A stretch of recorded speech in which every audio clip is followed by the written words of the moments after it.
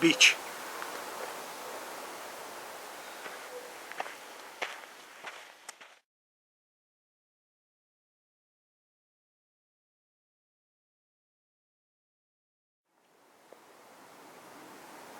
Beech, lime or basswood, and another lime.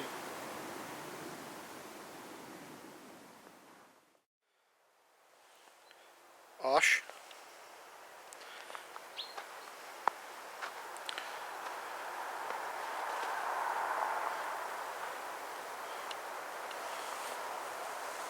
oak,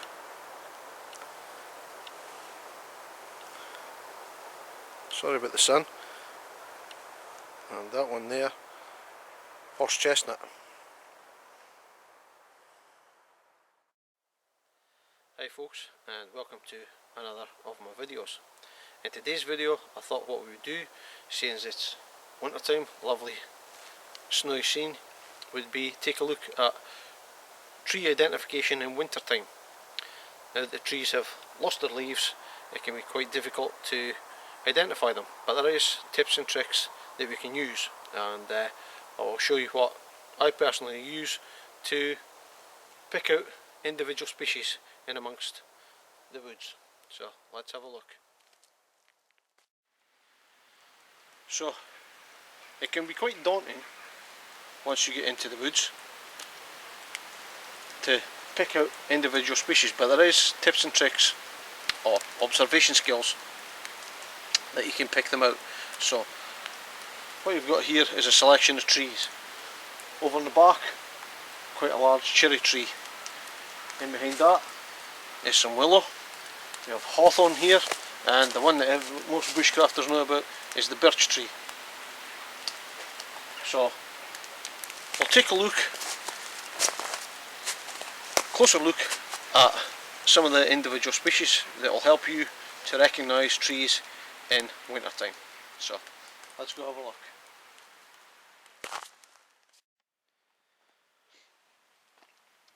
And here we have a birch tree. Most already know what birch trees look like, but we'll just go over it for content of the video. So you can see it's white, stands out, and another key feature of the birch is the lenticels, which you can see is the lines running across the bark. So we've all mentioned that cherry trees have lenticels, but the birch tree has small, fine lenticels compared to the cherry tree. So I don't think there's much need to go on about the birch, apart from, well, maybe that young birch saplings tend to have a red colour.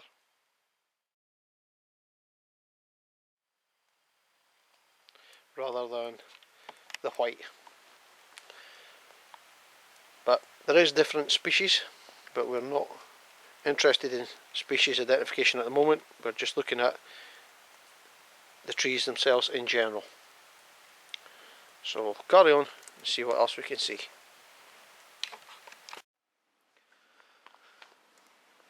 So the two trees that we have in front of us are cherry trees. How do I know they're cherry trees? Well, I don't have to look at the buds or anything like that. I just need to look at the trunk and the bark, and what's telling me that these are cherry trees are the lenticels, like we discussed on the birch tree, having the same, but the lenticels on the cherry are very large.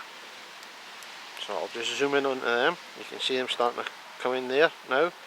Those lines is the lenticels, so you can see they're fairly big, but that for me is a key feature telling me I have a cherry tree. So there we go, the cherry tree.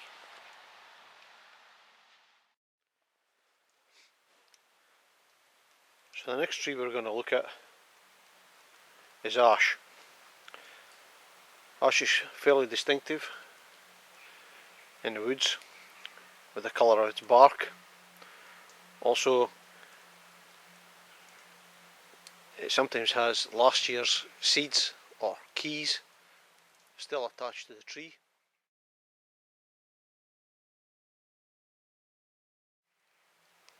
Which can be an aid to identifying it, and also the buds, which are black in colour. So what you can see in front of us is an ash, which is a mustardy yellow colour compared to the willow next to it, which is dark and brown. So if we pan round, you can see how ash begins to stand out just by the colour of the bark alone. So just pan round, so there we go. So you can see we have another ash, and there's some ash saplings behind it, one in there, behind there, and this one over here also. And away in the distance you can start to make them out, so you can actually see the difference in colour. The ash stands out.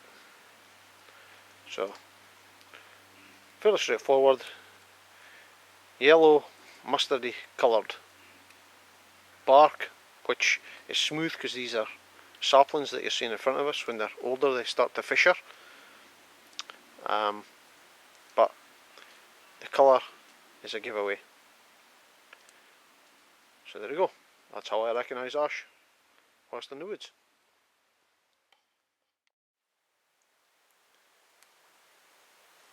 So there's the ash bud, see it? It's black on that yellowy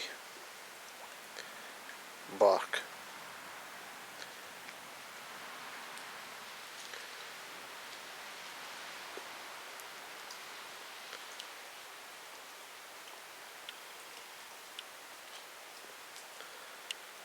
So that's another key feature, knowing that you've got an ash by the black buds.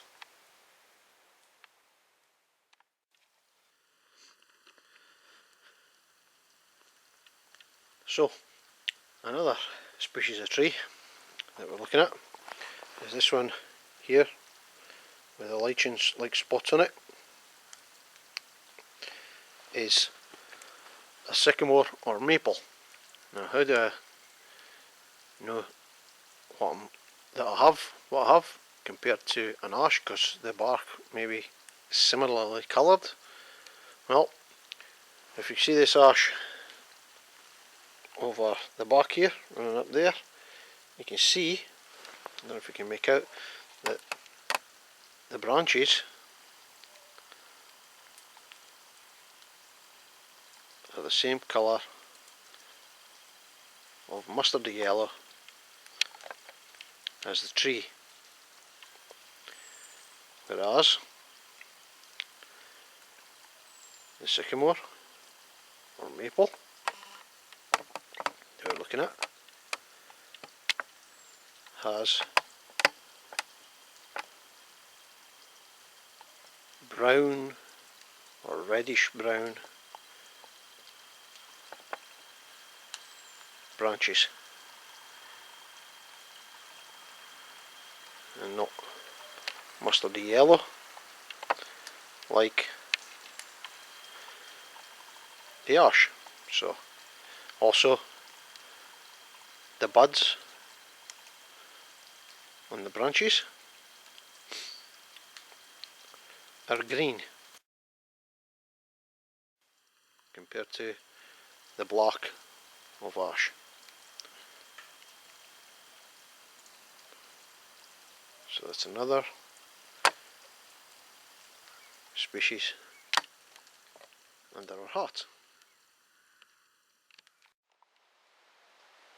So the next tree that we have in front of us, as you can see, is a lime or basswood. How do I know we have what we have? Well, you can see at the bottom of the tree there's a lot of new growth suckers, which is telltale of the lime tree, but also it has a very smooth grey bark, which you can see on there, and you can see all the suckers from the base. So that's how I know I have a lime tree.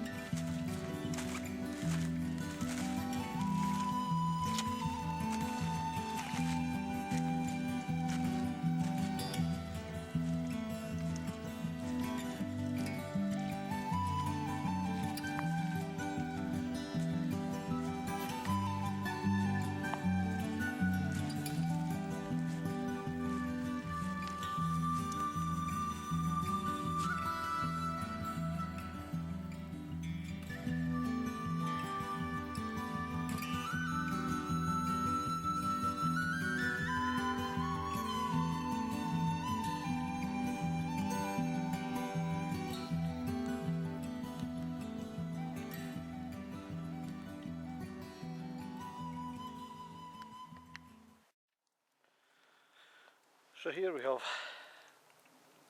another tree. This one here looks fairly smooth bark, and this is an alder. So how do I know that this tree and also this one up in here is an alder tree? Well, alder likes fairly damp environments, but what you can't see is there's a small waterway, burn, if you could call it that. So it's fairly damp ground. But also, if I zoom in on the faraway tree, what gives me positive identification, I don't know if you can make it out there, but you can make the start of them, which is that alder holds on to its seed cases all year round. That's me zooming in on them there. So you can see from that shot is how I know these are alder trees,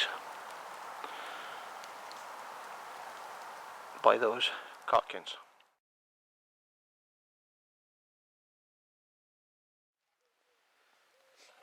So the next tree we're going to look at is the willow. So how do I start to identify willow when it has no leaves? Well, what you can see in front of you is up here, these branches are all coming from one area, so it's leading me to believe we have a willow. because it sends up branches like so, rather than one big trunk. And also,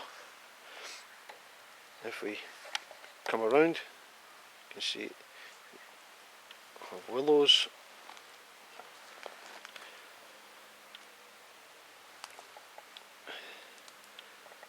You can see sprouting from the ground, quite a few saplings, and this one here.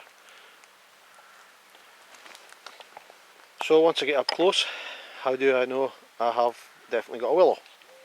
Well, that's where, if we zoom in on the bark, you can start to see these diamond shapes or star shapes on the bark of the tree.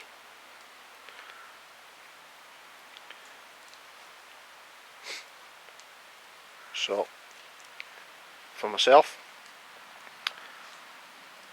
as the tree gets older,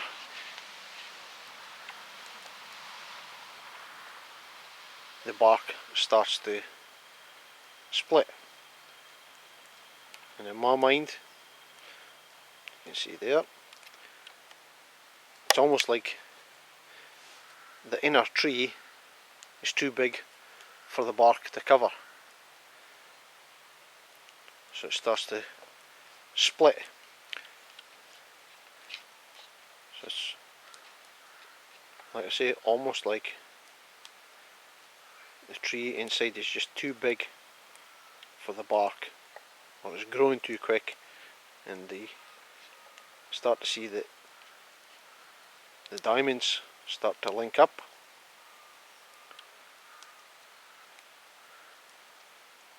and split. So to me, that's a key feature that I have a willow.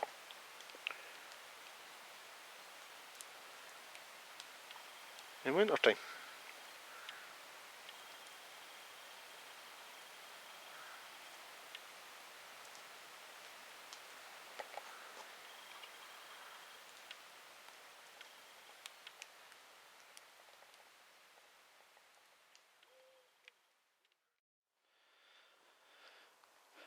So up to now we've mostly touched upon deciduous trees, and not really into conifers, but I've come up into a coniferous area, and the tree that's directly in front of me, this one here, and all the ones round about, are larch. How do I know that these trees are larch? Well, if we pan up the tree, you can begin to see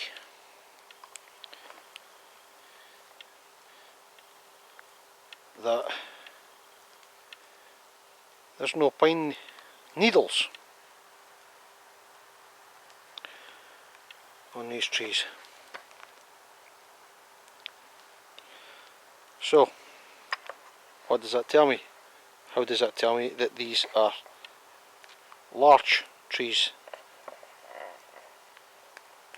that we're amongst now? Well, we have to look at evolutionary terms and the evolution of the earth and plants, and one of the first species to colonise were the naked seeds, i.e. pine trees, because their cones opened up and were wind pollinated, unlike most deciduous trees which are insect pollinated.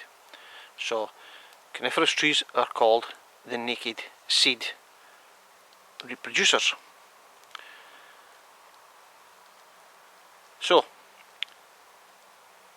as you know, most pine trees, spruce trees, don't lose the needles, but larch does. Sometimes people look at big plantations with big bare patches in the middle and think, oh, that's acid rain, pollution causing that. In actual fact, it's probably more likely to be larch, because larch is almost the halfway stage in evolutionary terms between coniferous and deciduous trees, because like I said, you know that most pines, spruces don't drop their needles, whereas larch does in winter time, like the deciduous trees. So it loses its needles. So this is how I know, and underneath here, the trees that I see above us are larch.